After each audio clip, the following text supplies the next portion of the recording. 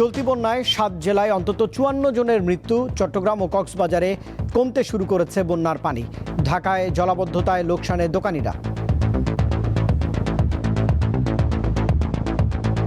প্রতিদিন দেখা গেছে ৭ থেকে ৮ হাজার টাকা খরচ দোকান খুললে, ঠিক আছে, কিন্তু ওই পরিমাণ তো বেচা কিনা হচ্ছে না। ওই পরিমাণ কোনো কাস্টমারই বের হচ্ছে না এই বৃষ্টির জন্য।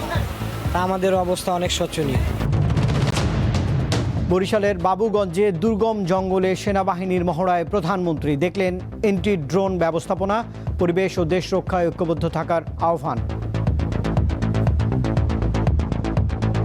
যতক্ষণ বিএনপির পাশে জনগণ থাকবে, বিএনপি কোনো বাধা মানবে না। বিএনপি দেশকে ইনশাল্লাহ সামনের দিকে এগিয়ে নিয়ে যাবে। বিপুল ঘাটতির বোঝা নিয়ে চলছে চীনের সঙ্গে বাণিজ্য। শুল্কমুক্ত সুবিধা নিয়ে জটিলতার কথা বলছেন ব্যবসায়ীরা। কূটনীতি জোরদারের পরামর্শ। মেডিসিন যদি পাঠাতে চান তাহলে ওদের ঔষধ প্রশাসন অধিদপ্তর, তাদের স্বাস্থ্য মন্ত্রণালয়ের অনুমোদন লাগবে।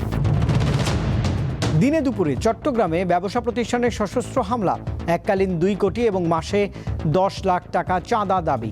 অফিস ভাঙচুর ও ৩৫ কোটি টাকা লুট। আমরা ঘটনাস্থল পরিদর্শন করেছি, সেখানে অফিস, ডিডিএন অফিস ভাঙচুর হয়েছে। আমরা চেষ্টা করছি যারা ঘটনার সাথে জড়িত তাদেরকে শনাক্ত করার জন্য। যুক্তরাষ্ট্রের হামলার জেরে ফের বন্ধ হরমুজ প্রণালী। তেল পরিবহনে বিকল্প পথ খুঁজছে ট্রাম্প। আলোচনায় ১৯৫২ সালে তৈরি একটি পাইপলাইন।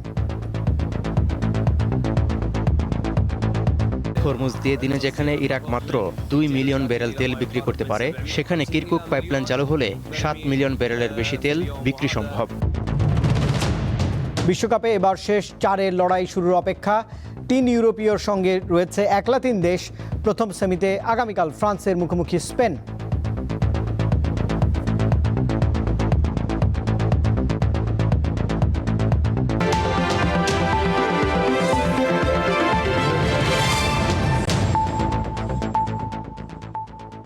দর্শক, সংবাদে এছাড়াও আরও যা দেখবেন। সময়ের পরিবর্তনে পুরনো বই কেনার প্রতি আগ্রহ হারাচ্ছেন তরুণ প্রজন্মের তরুণরা। বছর বছর সিলেবাস পরিবর্তনকে দায়ী করছেন দোকানিরা।